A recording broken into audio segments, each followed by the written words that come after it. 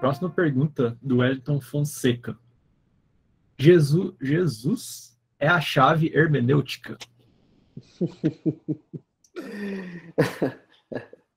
A gente tem que rir porque tem alguma coisa por detrás aí, né? Bom, sim e não. Né? Sim e não.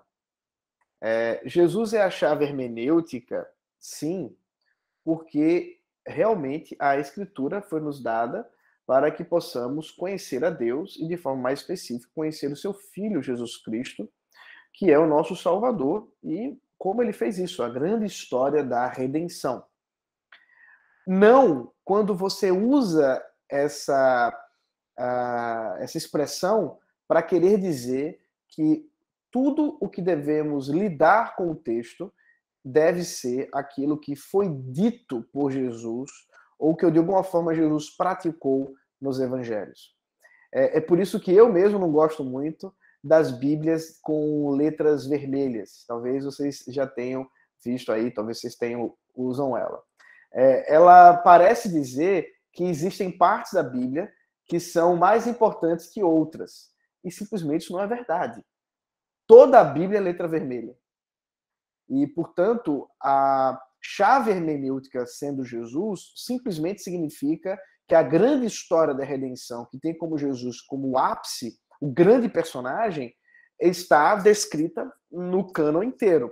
Mas jamais deve significar que aquilo que Jesus disse, por exemplo, nos evangelhos, no Sermão do Monte, está em um nível hierárquico de revelação, de poder ou coisa do tipo, a mais do que o apóstolo Paulo disse nas suas cartas.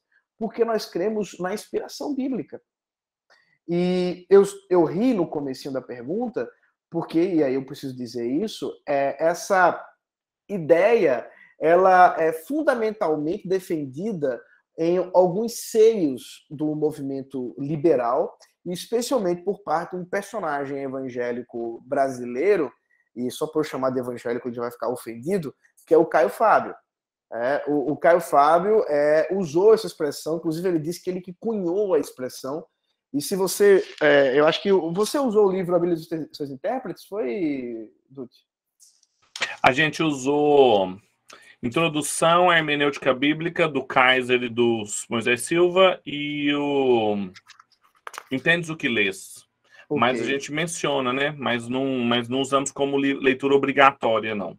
No livro A Bíblia dos Seus Intérpretes, do Reverendo Augusto Nicodemos, ele fala, em algum lugar aqui, eu acabei de ver isso, eu estava dando uma olhadinha, de Jesus como chave interpretativa.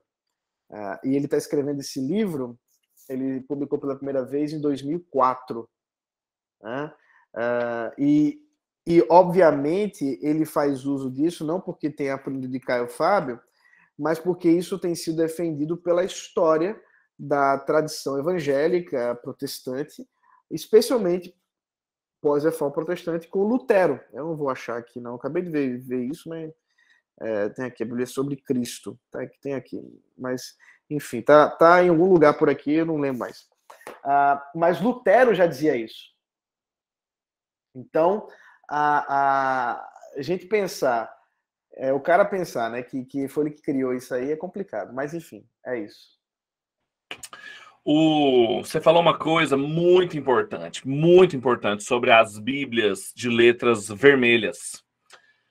Vocês viram semana passada que eu estava em reunião de presbitério, né? Uma das coisas que a gente faz é analisar candidatos ao Sagrado Ministério, e foi feita essa pergunta por um candidato sobre as palavras de Jesus. Se as palavras de Jesus... Eu vou fazer essa pergunta para você, faz uma autoavaliação aí, só para você, tá? Não responde no chat, não. Se as palavras de Jesus... Você acha que as palavras de Jesus têm um peso igual às palavras de Moisés?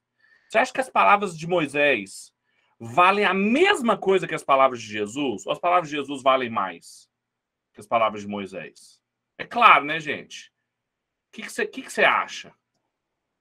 As palavras de Jesus valem a mesma coisa que as palavras de Moisés? As palavras da jumenta de Balaão, as palavras... O que mais? As palavras... de qualquer um, meu irmão, de qualquer um na Escritura, valem a mesma coisa. A mesma coisa. É isso que o Ronaldo falou. Toda a Bíblia é escrita em vermelho. Toda a Bíblia é escrita em vermelho. O rapaz errou lá. Toda a Bíblia é escrita em vermelho. O que quando a gente faz essa separação, veja lá em Hebreus, que o Ronaldo mencionou, olha o tanto que é exegese, e olha como a exegese nos ajuda. Veja, essa pergunta é uma pergunta de doutrina. As palavras de bibliologia, uma seção da teologia, não é? Todas as palavras de Moisés são tão inspiradas quanto as palavras de Jesus. As palavras do apóstolo Paulo são tão inspiradas quanto as palavras de Jesus. Isso é de bibliologia.